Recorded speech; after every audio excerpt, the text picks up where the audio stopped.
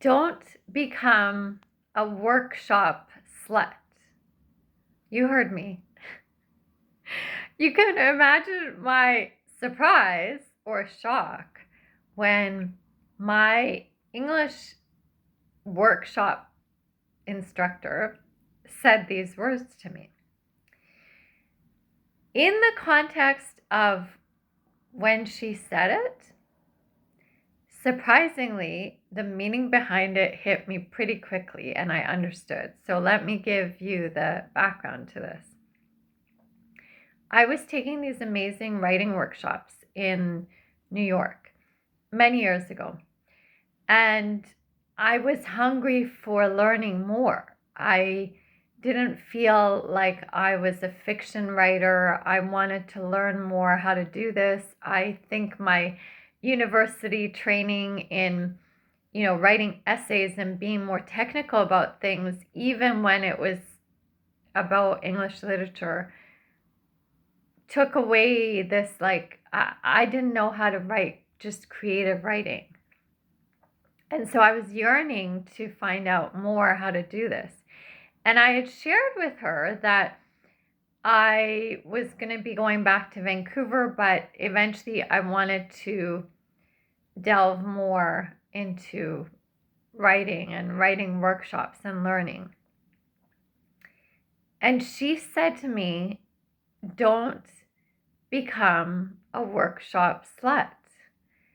And what she meant by that was that we can get caught up in taking lessons after lessons after lessons, going to get workshops, more training, and lose sight of actually doing. I went from being in, and many of you might have done this as well, being in elementary school, then going to high school. Then I went straight into university, and crazy enough, after university, I went to train to become a teacher I trained in England, and then I became a teacher. So I was back in school. Yes, I was practicing teaching other people, but I was still in schooling in a sense. And it was my safety, it was my comfort, because I always felt like I needed someone to give me more lessons, like as if I couldn't figure it out myself. I've always been envious of people that are self-taught at anything, guitar, singing, athletics, whatever it is, math, I don't know, I didn't understand how that could happen. I always felt like, no, I need a teacher. I need more lessons. I need more training. Even with dance, it was like the thing that happens is that you end up not having faith in your own ability to learn through trial and error, through practice. Like some of what I discovered was that, yes, we need training and we need some base and we need some lessons in different things, but it wasn't until even with dance that I started making mistakes and trying to fix them at home and not having someone tell me necessarily what was right or wrong, but letting my body teach me, like, oh, this doesn't feel right, or letting a mirror show me this doesn't look right. What is it that's going wrong? And the learning that happens when you are face to face with yourself, whether that's literally in a mirror or just not having a workshop or training and just taking a break to practice that even if it's language learning, like imagine if you're always, which I am guilty of, taking some sort of lesson or reading about language, like learning Spanish or learning Japanese or whatever it is, and you're just taking in lots of information, but you haven't practiced speaking it. Same with music. I understand how to read music and stuff, but until I play that instrument and play it not just with my instructor watching me, but at home and practice and see where is something going wrong? Where is it that something sounds not right? How can I fix this? Or how can I play around with, like, what if I do this? What happens then? Like, the experimentation is so important. And this writing teacher was trying to tell me that it's great that you want to learn more about writing, but something is missing there, because the more you're taking workshops, either the less you're actually writing without someone sitting there and, giving you feedback or whatever, or you're not even living. Like, where does the writing come from? Where do the creative ideas stem from? They come from your life. I had shared with her that I had possibly an opportunity. I wanted to go to Buenos Aires to learn tango and experience, learning the dance there. And her eyes just lit up because she could see that I was excited about it. And she was like, go do that to help your writing. And I was like, what? She's like, don't become a workshop slut, because you end up, it was a way to get my attention. It definitely did. Hopefully it got your attention too. But you just keep going to workshops, and then you're not living the life that gives you the material to write about something. Like going to Buenos Aires and learning tango, there are people, one in particular I can think of, that has written amazing novels on just that experience.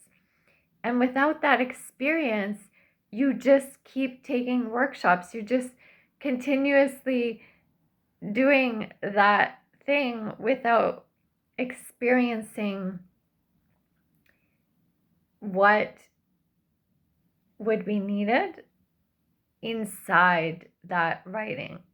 If you don't have a life of experience, or of trial and error, or of experimentation in, the language learning, in the traveling, in the whatever it is that you're writing about, you don't have something to write about. And so her advice really helped me to see that I had gotten caught up, or I can very easily get caught up in just wanting more training, in just wanting more lessons.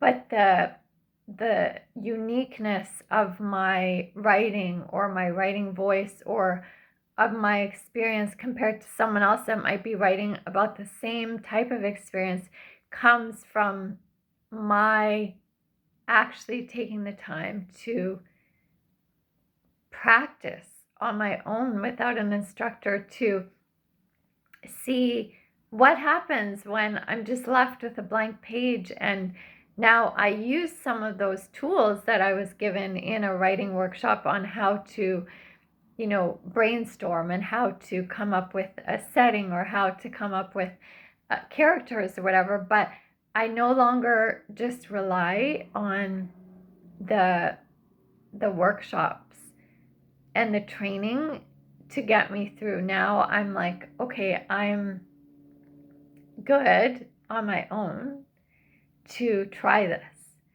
And the more you do that, the more you get your voice, or your muscle memory, or your whatever it is that you're training, you're trying to build.